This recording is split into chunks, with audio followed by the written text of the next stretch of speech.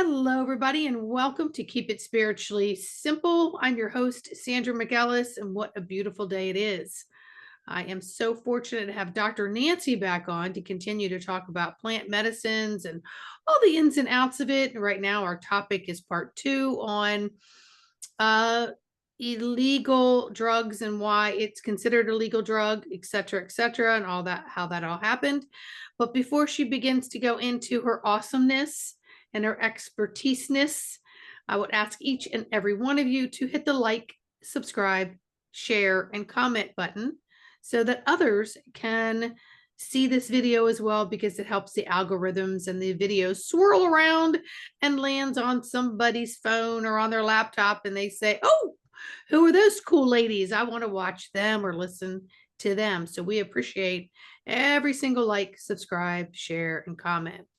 So Nancy, we were talking about um, these plant medicines being illegal in the United States. So my real question was, was this a criminalization driven by politics, culture, economics, or is it kind of that war on drugs kind of thing? Like, how did this all kind of come about? And in your book, Master Plant Teacher, which you guys can get on many different platforms, which we'll announce at the end. But Nancy is kind of referring to this book that took her a year to write. So when she says, here in my book on such page, it is Master Plant Teacher. So ethnogens, all that. How did that become such a class one? Can't get it unless you're a very special entity like a church or something along those lines in the United States? Yeah, it started with the 60s, the 1960s, the psychedelic, that whole time period that happened. And there was actually a lot that was going on in the 1960s in the United States. I mean, I go briefly, I touch into it in my book because we had we just had so much going on. And the psychedelics was just only one of what was actually happening in the 60s. So our culture was changing quite a bit.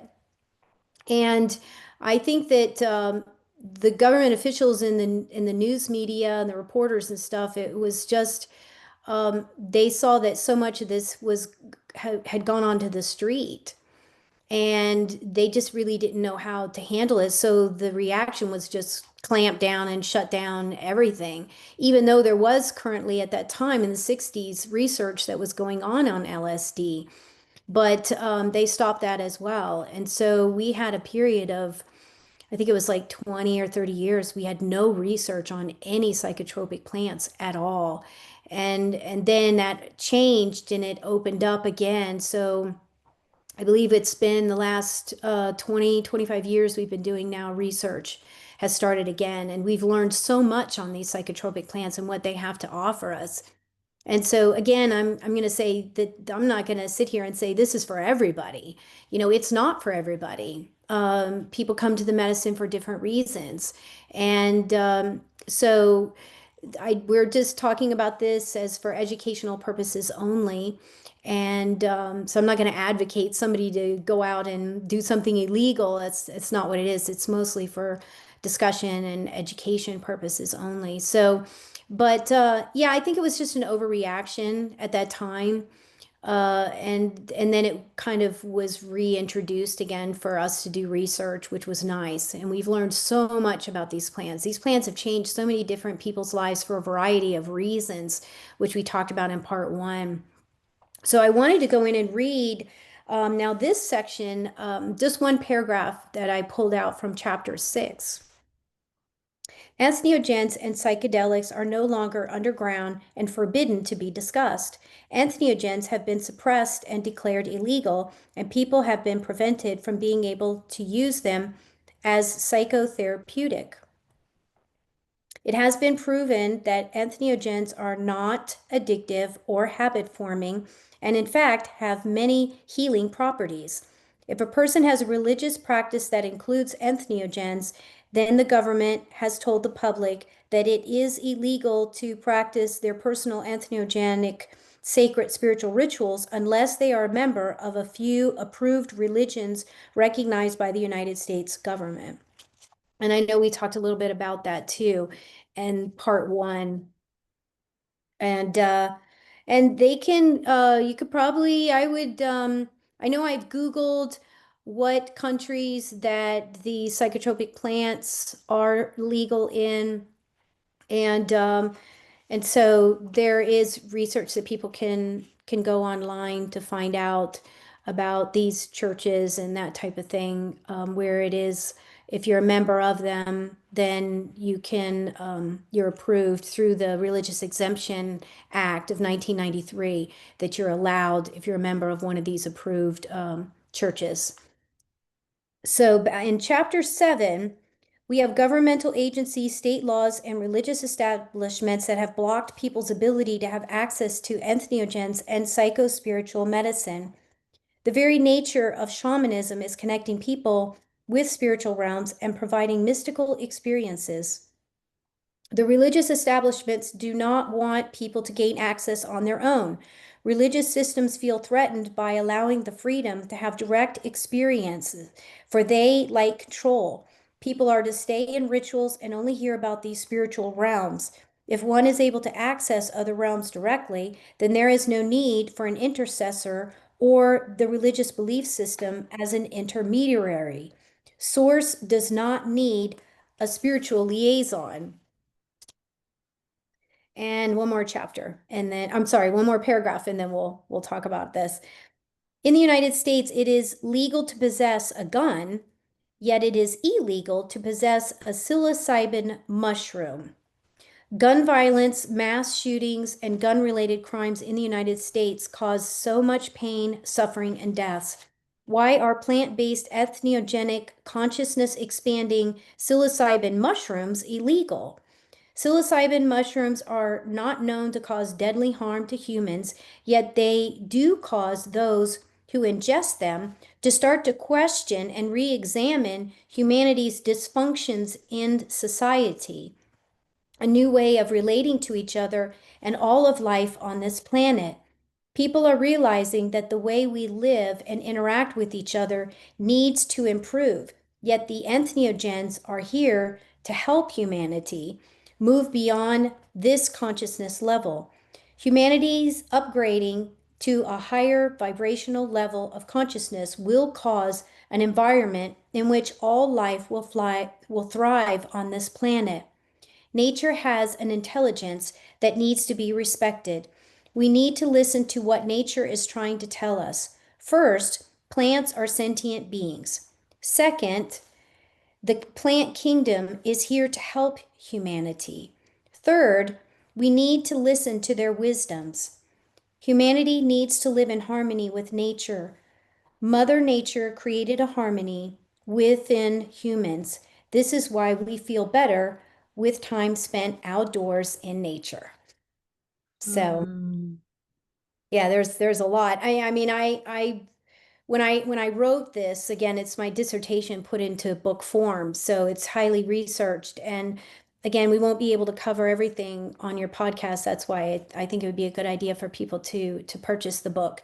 But and I think the other thing too is if people have questions, to definitely, write into Sandy, and we'll be happy to discuss these questions further on future podcasts too, because it is kind of neat to see what the interest is out there for people. But I did find it very interesting that a person could, they're allowed to possess a gun, which kills people, but if you have a psilocybin mushroom in a Ziploc bag in your pocket, you're going to jail. So, and the psilocybin is not going to kill people. So I just thought that was very, very interesting. And that's why I put that in my book. So that's why it'll be nice to see it more and more legalized in states. Well, I also like you pointing out the fact that the plants are sentient beings. Mm-hmm. And if you have ever come across plant music where someone's been able to capture the music of a plant, it is, oh my gosh, it hits every note beyond what you even thought your body held. It's so incredibly beautiful. And we all know that the foods that we eat come from plants, and the nutritional value and the frequency value of that plant. And so most medications have come from plants, but they're made in synthetic forms Mhm. because then they can be licensed, they can be controlled, their dosages, etc. And somebody gets very rich off of that. Mhm. But the stability of actually producing plants to put out there is a little different ball game. And so I do believe that a lot of this, yeah, sure, it might have been like, oh my gosh, we don't know what's happening, close the blind, shut it down, etc. But there's also, we know that there's a hidden agenda to keep people from maybe really experiencing more of their divine plan for themselves that they don't know about, or understand why they're suffering from a dis-ease of some sort, mentally, physically, or emotionally. um, because we store traumas in our body from everything, and each of us have different nervous systems where our body records that trauma. It could be what might bother me may not phase you in the least, right? But it could be a curse for me to live with something that I don't understand it. And I feel like, these plants have a hypnosis, a natural hypnosis to them to allow you to bypass that gatekeeper and get in there into the storage unit and find some nuggets of treasure and discard the things that don't serve you anymore. Mhm. So I think when you look at who might be trying to keep you from being able to do that and why they lock it down, yeah, I think we can all figure that out. We don't even need to get into it, but more information is coming out about it. More people like yourself who've done extensive research and have vast knowledge, are able to interpret and express, and bring this up so that more people have this in inquisitiveness to, hey, I want to know a little bit more about that. It may not be for me, but I just like to know about it. Because, Mhm. like I said to you, since we've had these recordings, my phone wants to pop it up all over the place. Mhm. And it's like, I had no idea that this center talks about it, and this person talks about it, and this one does this. And, it's in different places. So, where do we go from here, Nancy? Where do we go from here with this lockdown of being a class one to being able to share the information as we are? Yeah, that's a good question. I don't even know if I have the answer for that. I mean, I think that, the way I always say, well, write your politicians and ask them to, but I mean, I don't know as far as, I think it's going to evolve on its own. I think that what happens is people aren't going to wait for the government to change it. I think they're going to just take care of it themselves, where that's why they leave the country, and it's to change themselves. And so it's not about maybe changing the government, it's really about changing yourself. And I think that's another reason why people have these life-changing experiences. And I think this culture just doesn't want to read about it in a book anymore. I think they want to have direct mystical experiences themselves. They're tired of reading scriptures that say, okay, these people had all these experiences. Well, like, well, I want them for myself. I don't want to read about Mhm. others that had these experiences, mystical experiences centuries ago. I want to have them myself. I want to actually have these and experience, have direct experience. And Mhm. so we have a new way of looking at spirituality right now. And I actually think that's a good thing too, because people are more open than they ever have been. And I think our society has so much demands on us that people just, they're tired. They're tired of the same old routine that's not feeding them. It's really, it just doesn't work anymore. And I think people with having these opportunities to have self-discovery and to have these mystical experiences, it's life-changing. So, and you bring up a really good point I want to touch on is the plants singing, and they do sing, but we've gotten so far away from nature that we can't hear them sing anymore, but they do sing. And centuries and centuries ago, humans were telepathic, and they communicated telepathically with the plants, with the animals, with the bird kingdom and the plant kingdom and the animal kingdom and all these different ones. And we had rock kingdom.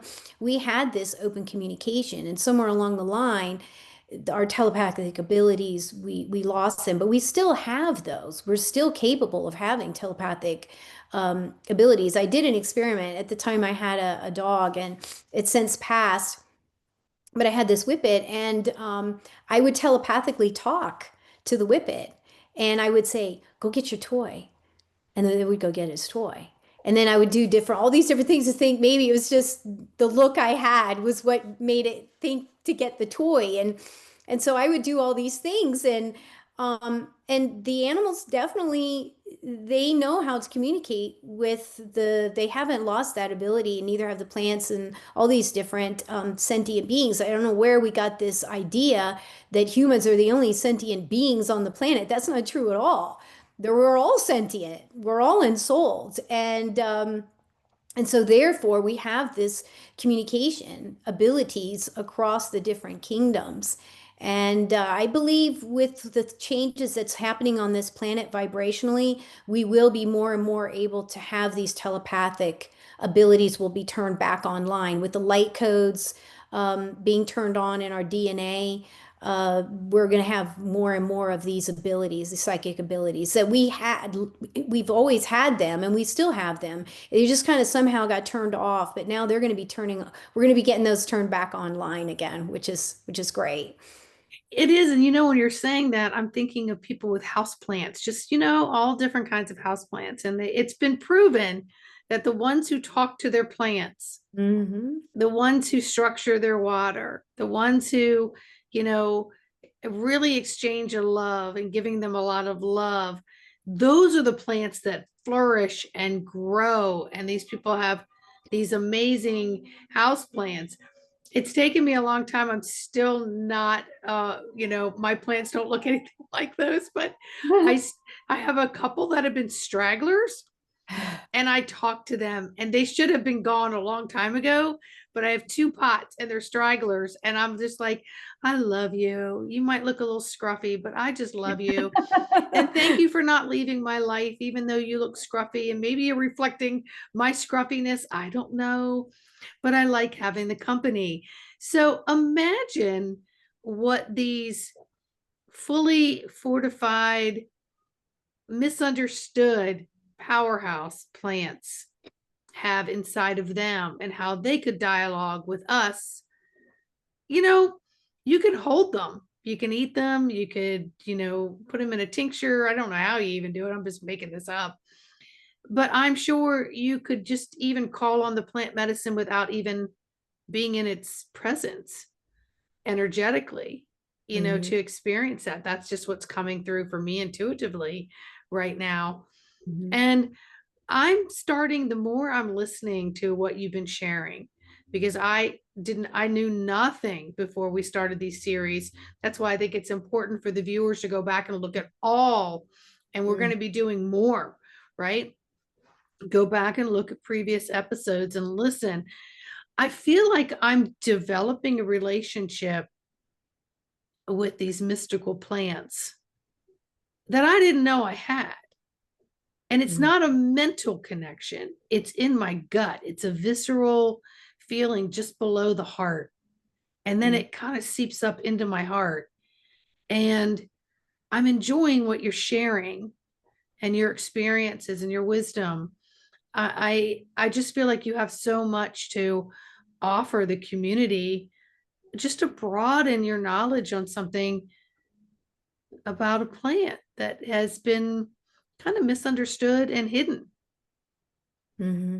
how powerful it is. Yeah, I can't say enough. DMT is not foreign to us. That's what makes these psychotropic plants illegal is the DMT in it, but our brain produces DMT every night in order for us to go to sleep.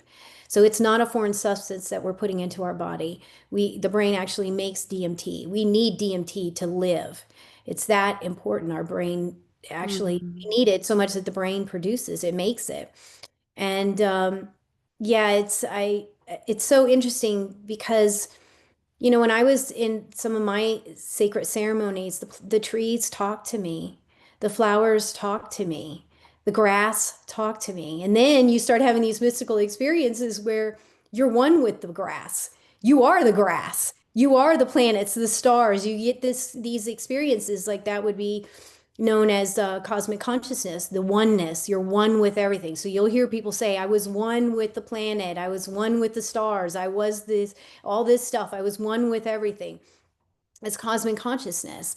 And in a sense, it is a form of enlightenment because you definitely come back a different person than you did before. And you start to realize the oneness of we're all one, we're all part of the one, and how this sense of separateness is an illusion only when you're in physical form. We have this sense of separateness.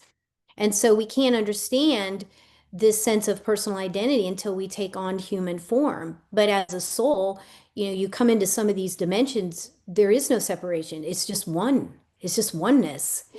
And we've just kind of we need to have this experience in physical form here on the Earth School.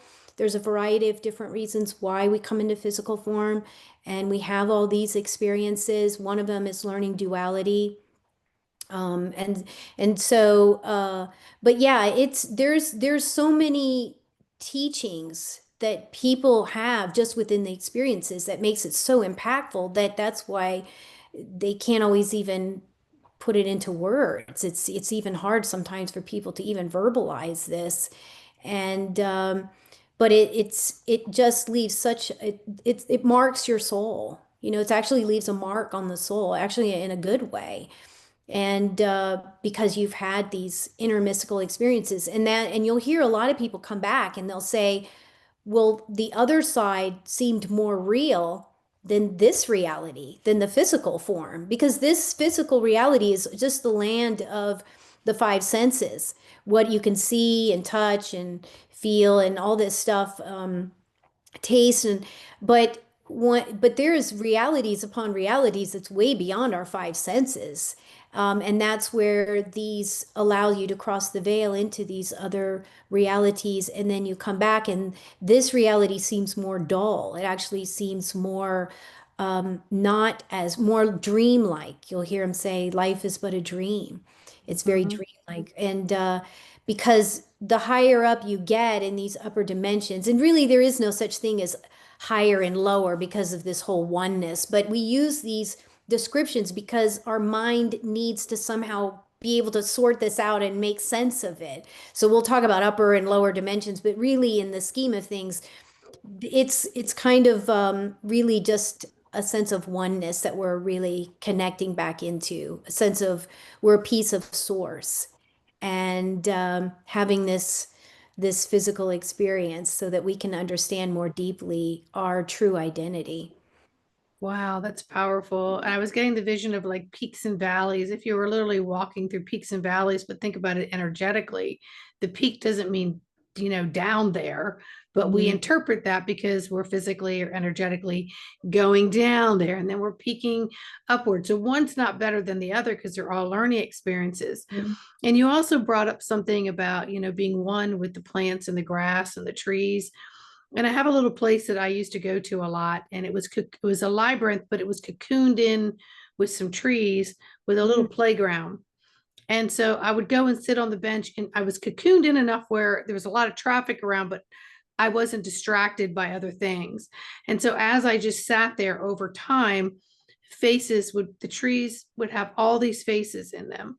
And Mhm. then the grass would rise up and I would see all these beings in the grass. And it's sort of like out of a Disney movie. It was just, I didn't know what I was experiencing, but I knew that it felt so magical. But yet I knew the cars were going over there. I knew I was sitting on the bench. I knew where the sky was. And I noticed that when the little kids came to play at the playground, more faces came out in the trees, more faces came up from the grass, and the blades of grass would move in a way that it was like a dance. And I've always thought to myself, wow, that is so powerful, but I had to sit here to go through all of that, right? Mhm. But if I did some, I communed with a particular plant medicine, it may take me to a whole other realm of experiencing that with more answers to help me understand my own life in this moment, Hmm. or why maybe it brought me to this moment, or what moment would be more beneficial than say another moment, so it gave me more insight into my choices Hmm. moving forward. And I feel like by understanding the plant medicine and communing with this plant medicine thing, I'm starting to feel more communion with this whole thing. And like I said, I started walking by my stragglers just last night going, I think you just need a little sip of water. Yeah, I know I watered you a week ago and you're good, but I just feel like I just want to give you another little sip because I just love you just looking at me. You know? Hmm. Yeah. Yeah. So where do we go from here, Nancy? I don't, I mean, we've talked about so many different things with plant medicine and why it's been illegal. And I know you have a nice poem that came through you want to share here at the end, but what else do we want to say about what you just read, Oh gosh. or where you want to go? I just it's so I never yeah, I never did drugs when I was younger. I just was it was I was not attracted to them. And so for me, I kind of think it's kind of funny that, here I write a book on psychedelics and it's my dissertation put into book form. And so our culture is really the stigma isn't there like it used to be, especially the ones that are, these are plants and I call them the master plant teachers because even within the plant kingdom, there are teachers. There are master soul teachers. There are consciousnesses that have incarnated into the plants to help humanity. And so that's why this whole thing of oh, I don't know if there's sentient beings, and I bring up that experiment. I think we touched on that a little bit in a prior podcast about the experiment. It came from, I cited the source. I cite all my sources, obviously, but it came out of The Secret Life of Plants. And there was this experiment on this geranium. I don't know if you remember that discussion where the geranium was put into this room and there was electrodes put attached to one of the leaves on the plant, on the geranium, and it was hooked up to an echocardiogram, or not an echocardiogram, but it's kind of like one of those that measures the graphs on the graph paper. In this case, my memory, and uh, and Like an so EKG for plants? yeah, yeah. It was, I'm trying to think of the term when when you look at the response. And what they did is they measured the response of when this person came in and did all these horrible things to this plant. And then they, burned the leaves, they put acid on some of the leaves, they did all these mean things to the plant. And of course, the graph paper, the needle on the graph paper is just going crazy because it's hurting it. And then another person came in and they put, they sprayed the leaves that were burned with like misted water, and they played music for the plant. They talked to the plant, and they they did all these wonderful things. They put like aloe vera on the plant and gave it plant food, and the lines on the graph paper smoothed out. And so then they brought back the mean person, the person that was mean to the plant, to see if the plant remembered the person who did this to them. And then again, as soon as the person walks in the room, the needle goes crazy on the graph paper. It actually did remember this person that was mean to it. And then they brought the person that was nice to it, and then again the needle smoothed out. It was just a straight line. It was very interesting how it proved. And speaking of music, there was another experiment that was done where they put a collection of plants, potted plants, in one room, and then they put another collection of potted plants, a variety of them as well, in another room, and then in one room they played like acid rock music and all this screeching horrible music, and the plants all died.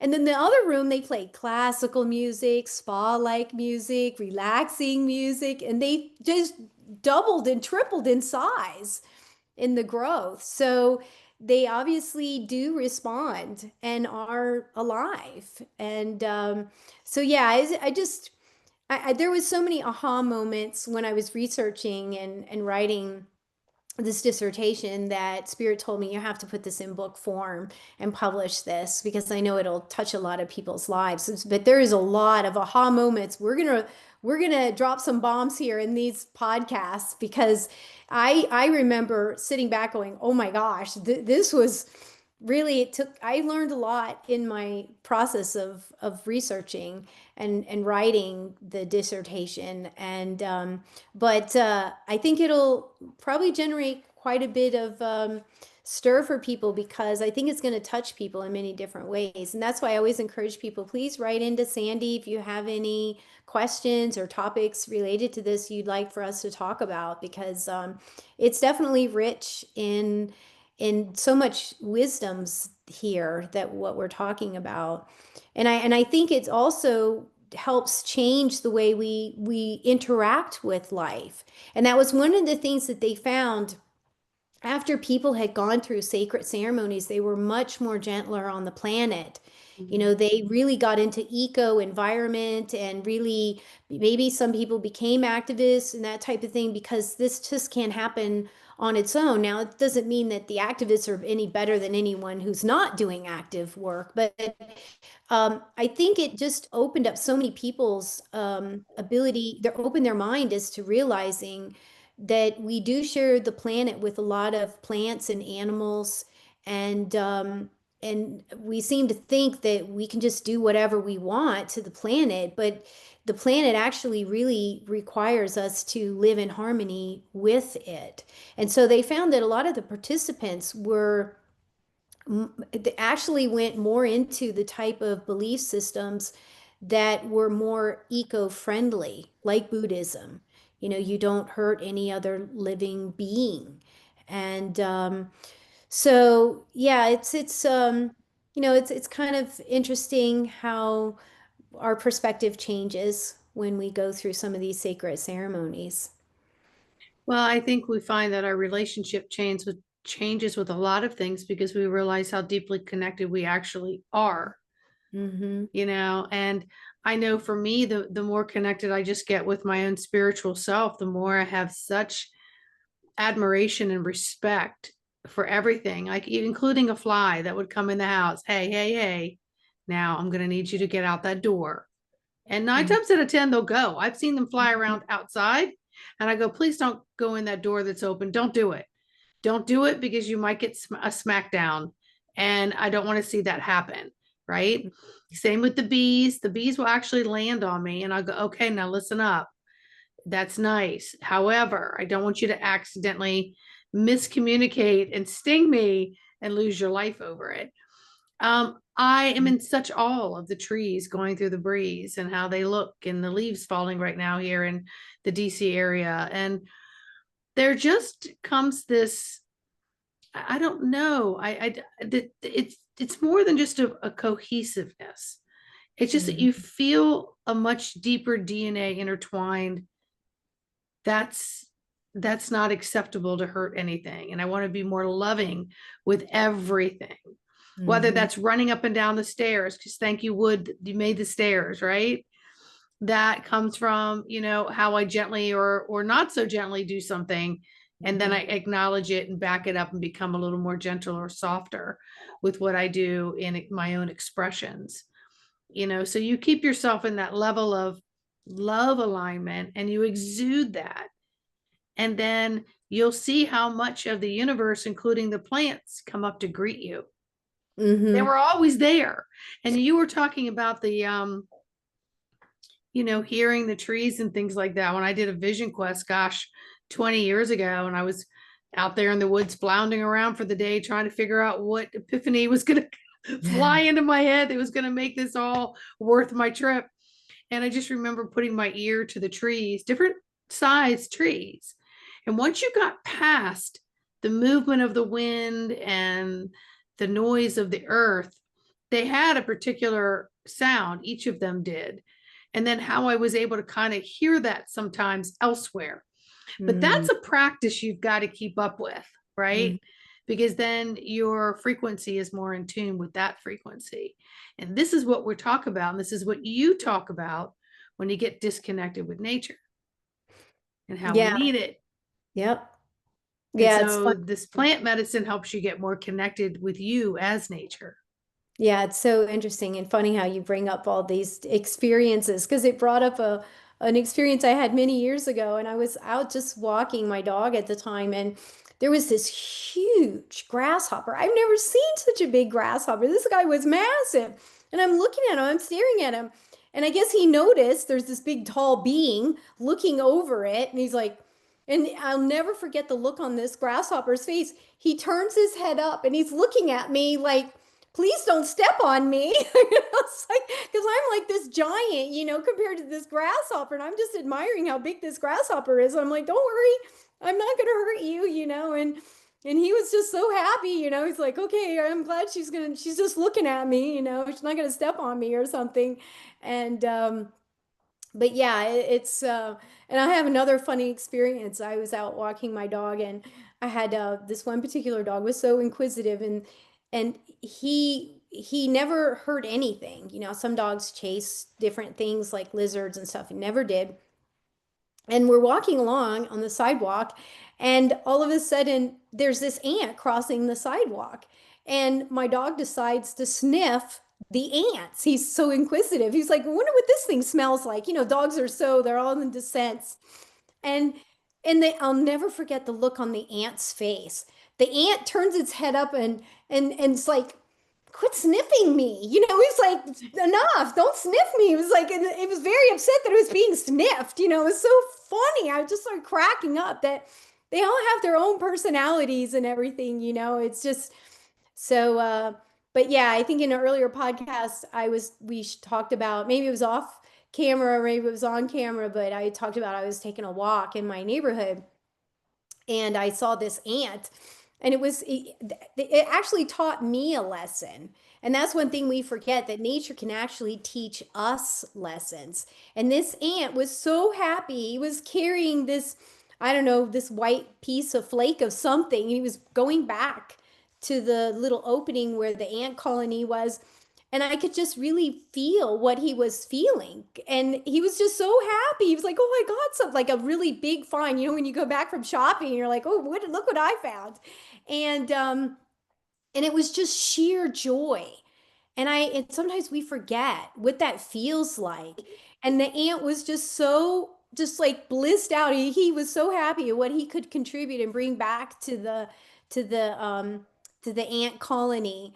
And I was like, ah, that is such a good lesson, to forget. It just we forget it, but it was a good memory to remember how to just be happy on little things, little things, and just bring it back and share that with others. And but I've found that nature really can teach us a lot of lessons. I agree. And I think sometimes we take it all for granted. In this area, we have a lot of squirrels. And, you see a squirrel, you see a million squirrels. They all look alike. They all do the same things. Um, I had a squirrel stuck in the wall, and I kept trying to knock on the wall and ask it to get back up and get out, because I was going to have to call an exterminator to figure it out. Well, it didn't leave. I had to have the exterminator come. I said, I don't want you to kill it. He goes, well, I see where it got in. I could put this thing on the outside. Once it comes up and out, just can't get back in. I said, all right, let's do it. So before he did that, he left the room, put my hand on the wall, and I said, dude, I asked you nice to leave. Unfortunately, now I got to kind of force you. You're not going to be able to come back, so on. The squirrel leaves. But the very next day, one of my cushions on my chair on my deck that I've had for 20 years was torn to shreds.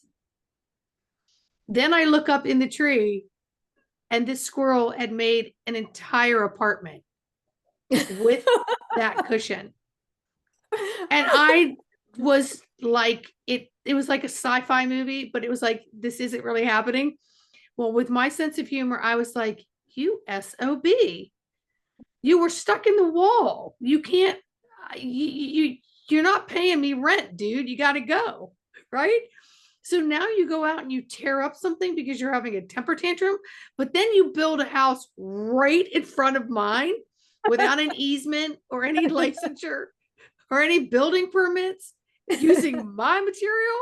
And then now you're going to stare at me. So I remember standing out there going and looking at the tree, and I think the tree was laughing. And I just said, life is so simple, and we have so much to learn from nature. Mm-hmm. And we just are so busy. We're in crowded homes on top of each other, apartments, condos, townhouses, more streets, more people, that much of the nature has had to run somewhere else.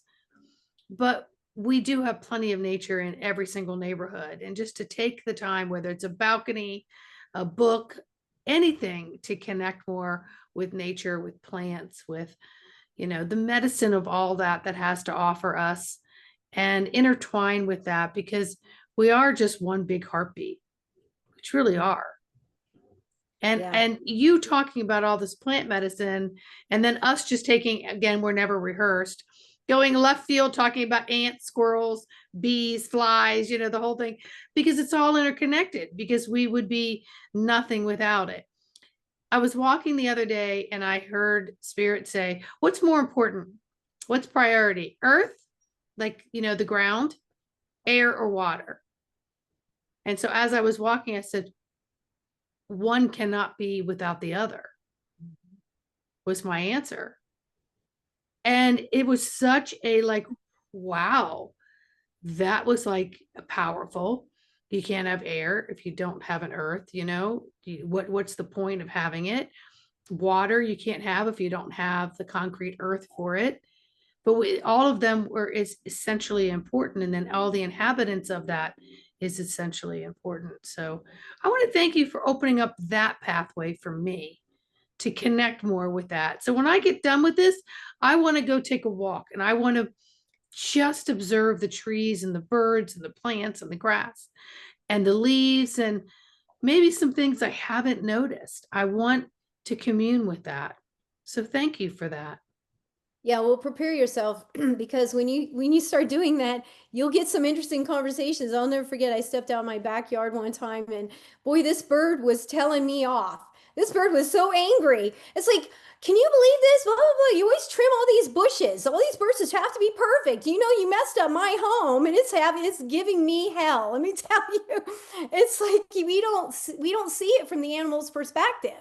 And then I had deer, this when I was living in Florida, a lot of deer would come into my backyard, and the deer are like staring at me, and they're checking in with me, and they're saying, when is humanity going to wake up?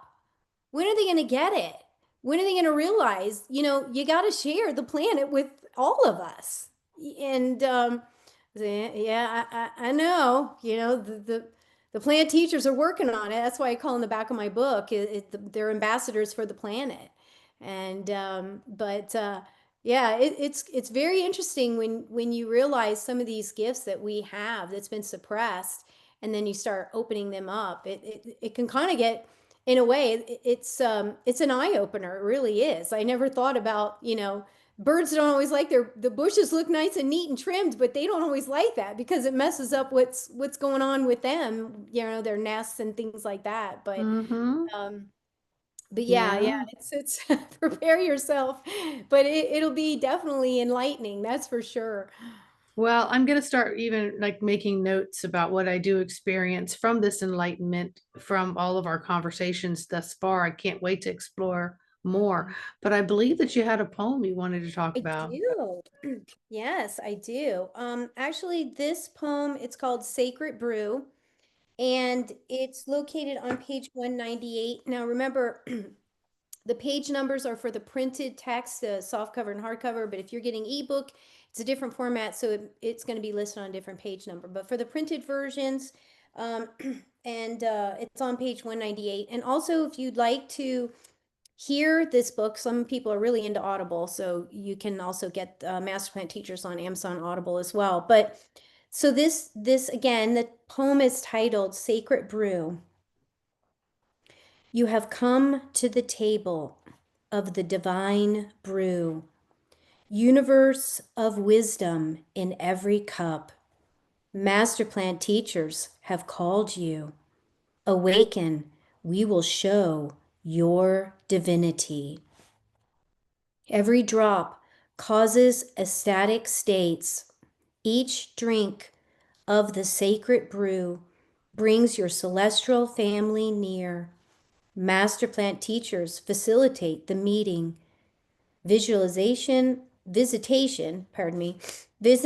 of your origin dimension. Revelations, downloads, awakening. Knock at the door of your reality. Suffering caused by living in illusion. Sacred brew breaks the spell. Consume. See your divine radiance. Sacred brew of ambrosia frees you from the trap of this temporary reality. Reveals your divinity within. Heals your pain. Delivers connection to omnipotent source love.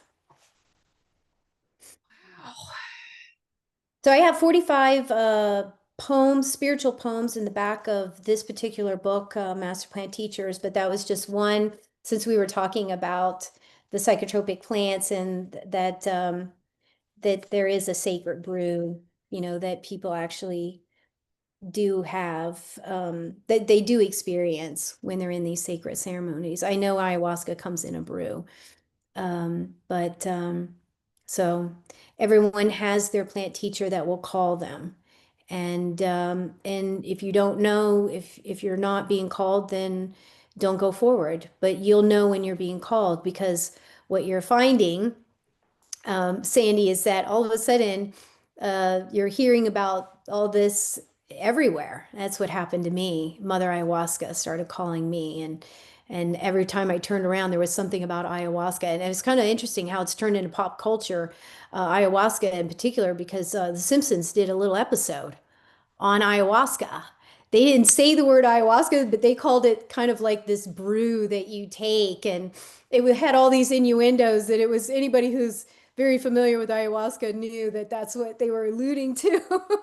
But yeah, I think that I think the next 5 to 10 years is going to be very interesting, because I think we're going to see more and more um, centers open up where hopefully these get released off of Schedule 1 classification, so that they can be now prescribed by doctors, and you can go to a facility and have these have access to these plants. Well, I think that's extremely powerful. I mean, right now we're seeing a lot of things changing. We're seeing black warnings coming off of like hormone replacement. We're seeing, so many more things that have been a big no-no that you had no idea could be a possibility or even a yes, because we just allowed the government to do what we thought they were supposed to do. And now individually, we're all stepping up and saying, hey, we want to know more about this. We want to do the research on this. We want to find out how this can help us be a better human living this experience, and have a better, spiritually driven neuro pathway being our number one, versus the steps that we're told to take throughout our life. And then we wake up and realize, what am I doing? I feel like I'm spinning my wheels, or it's Groundhog Day every day, and there's no meaning, and I'm not getting fulfillment. And if I don't have meaning and fulfillment, I'm not giving it to my partner, my relationships of any kind, work, personal, kids, house, you name it, because we get into these lower vibrational, very humdrum, just above depression, right? Feelings. And then that leads to a lot of things. And if you go to your standard practitioner, well, there's a standard protocol that they're going to hand you that most likely is not going to be long term for you, because you're going to realize that wasn't working either. So I do like the fact, and I do want to talk more about the fact that these are not addictive, maybe on the next show, and that they come into the system and they dissipate from the system. So it's not like they linger and you have cravings and so on, how they can really come in and help you see where the addiction evolves, some of the root causes, and how to detoxify and remove those from the system. If that's even a possibility, I don't know. I want to know more about it. If you're willing to chat about that on one of the upcoming Course. episodes. Yes. Yeah, that's called purging. Thank A lot you. of people purge with ayahuasca, with psilocybin, not so much, and some of the other ones. But she's removing a lot of trauma and a lot of the negative vibrational frequencies that you were exposed to, whether it be through your childhood, growing up, maybe on the job, maybe through relationships, who knows? It starts to pile up, and like you say, a lot of this is stored in us, and then it turns into diseases, dis-ease, and next thing we're running off to the doctor, but a lot of it is trauma based and it needs to be cleared out. And so it's really a new way of looking at things. And I think more and more people are informed consumers. I think back in the old generation, we just did whatever the people of authority told us, whether it was at the teachers or doctors or what have you. But now people are questioning and they're wanting more than just the usual. And so now they're willing to explore things they never thought that they would even consider exploring. And I think that's where a lot of these psychotropic plants, and again, within the plant kingdom, there are master plant teachers. These are the teachers. These are the wise ones. And um, and so they come to the wise ones to seek healing of all different levels. And a lot of people get healed in all levels. And it's so life-changing. That's why they're just like, and people say, oh my gosh, you're not the same. If they see him 6 months later, you're not the same person. It's just what used to be of interest to you now is of interest. And there was I think it was during COVID, and I was in a particular group via Zoom. It was like a spiritual group and I think it was actually Patreon. And one of the people that was in the group was saying he was at a Zoom call for business, and and one of the questions was, okay, share one thing. Each person had to share something to the other coworkers on the call that nobody knows about you, something that nobody would know about you. And this person thought about it and he decided to share, well, I actually did ayahuasca.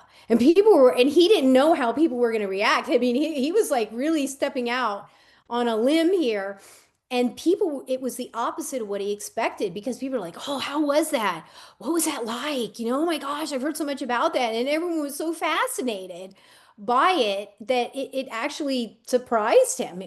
So I think that shows that our society has really changed. The stigma just isn't there. I mean, like we have musicians, we have athletes, we have scientists, we have engineers, we have all these people in all these different fields that say, well, if it wasn't for these master plan teachers that's come into my life, I wouldn't have gotten this breakthrough, or I wouldn't, it upped my game in athletics, it higher performance, faster in the brain. It speeds up processes in the brain so they can invent or have these cures or these inventions. There's so many people now, these recipients for the Nobel Prize, they openly express their gratitude to the master plan teachers because they'll say, well, if it wasn't for ayahuasca or whatever, whatever particular one that the master plan teacher called them to the table, they said that this invention wouldn't have been created, or I wouldn't have been able to fulfill what was needed. So it's really a very wonderful time right now that we're really now in actually what they're calling a psychedelic renaissance, that we're coming back and we're starting to really appreciate what nature has. And it's more than just what you ingest for food, that actually this plant medicine, and that's why they changed the name from psychedelics to entheogens, is to denote it's plant medicine. It's plant based. So that there's a sacredness to these plants that are helping humanity and actually awaken to their divinity, that you are a divine being, and they're proving it to you. They're showing you. A lot of these people, they cross the veil and they're like, oh my gosh, they actually get to see and have these mystical experiences, also known as self-realization, or in the East, they call it self-realization, or self-actualization in the West, but self-realization. So they're actually seeing when everything's stripped down, your personality, your ego, your mind, your body, everything's gone, and you see you're this divine being. You're the spark of the divine, actually the pure source essence. You're it's so it's mind blowing. It just blows their mind because they go, that is who you are. It's like nobody tells you this. You inherently know, oh my God, that's me. That divine presence is me. That source energy, your pure source energy. And when you actually get to see who you really are, it just it just totally, it'll blow your hair back, let me tell you. I mean, you never look at yourself again. You're like, okay, I'm in human form, but this is just temporary, and you don't worry about, nobody fears death anymore because they've experienced it. They've crossed the veil, they've come back, there's nothing to fear, everything's great. They've had these amazing experiences. They've been seeing so much more. And so I think that and then of course people come back to the medicine again and again because there's more. They feel there's like a time when, and it's not a lot of times right away. I mean, sometimes many years can go by and they'll have this feeling of like, okay, I need to come back to the medicine. And then others are like, I'm good. I can hear my teacher, my master plan teacher very clearly. And so it's again, there's no um I'd say each soul is so unique that the path is geared just for each soul. What you're meant to experience, you'll experience. And that's why you never should compare your experiences with anyone else. They'll say, well, how come that person experienced self-realization? I didn't get that. Well, I think that there's a lot of other reasons that people need to experience first, that they have to have other experiences and clean up other areas, maybe that's more important in their life. Because really, there's this expression that says Mother Ayahuasca doesn't give you what you want, she gives you what you need. So if your life is a train wreck, she's going to clean up your life first before we get into some of these other mystical ecstatic states, because that's what's really important right now. And because it's all within you, and it's, you're not really, like I said, you're not really going outside of your body. It's all these dimensions are within your cranium, from the third eye to the crown chakra. And that's why they say, oh, do we only use like 10 or 20%? Well, the other rest of the brain is being utilized because that's where all these dimensions exist. Jesus even said the kingdom of heaven is within. It's all within you. You're such a divine being, the vastness inside of ourselves. We see ourselves as so mere small mortal beings, but there is such vastness of just dimensions upon dimensions upon dimensions that's within us, that when you start exploring this, it just really is amazing. And that's why a lot of these great master soul teachers will say, well, how do they travel these vast expanse of time and space? Well, they don't go outside their body into the cosmos to travel it. They go inside, they'll meditate, and they'll travel these vast distances and go into these other dimensions within themselves. And so yeah, there's so many wisdoms and richness that comes just with self-discovery. And that's one of the things that I found when I would come out of sacred ceremony. I have to go into integration, which is needed after each ceremony. We're integrating what you experienced.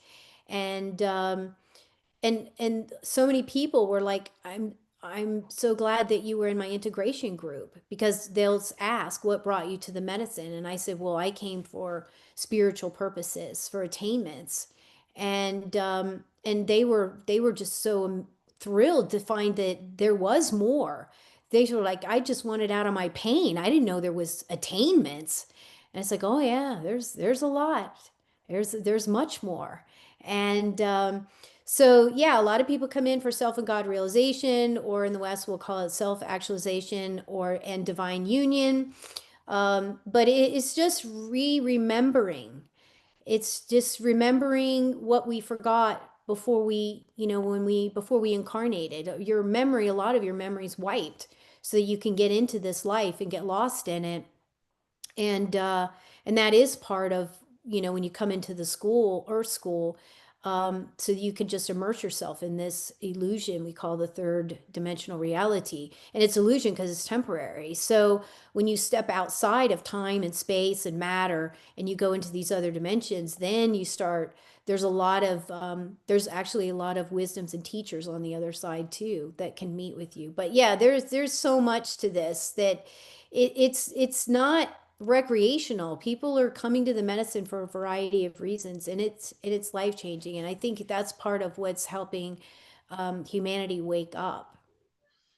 Yeah, and in order to kind of maneuver away from the fuckery, so to speak, we have to become aware of the entrapments that we're living in. And so we can't do that when we've got all these invisible bondage and programs that we're locked into.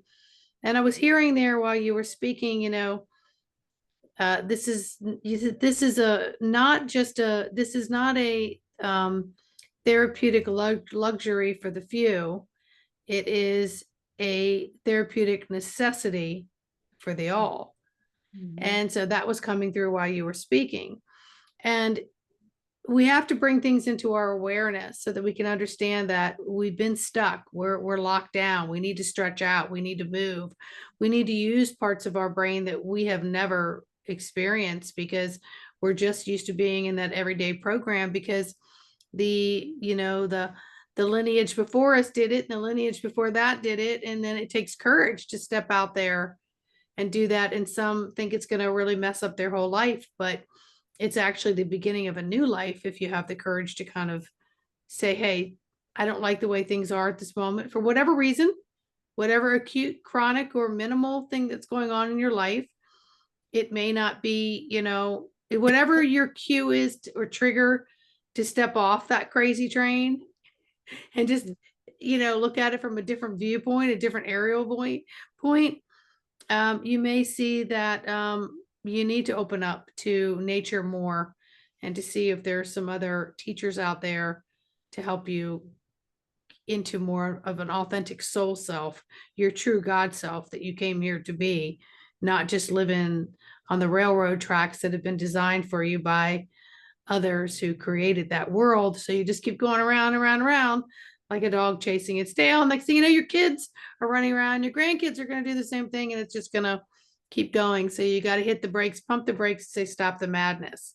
So what better way to do that than to explore plant medicine, to explore educating yourself on other realms of being to help you be a better being in this world.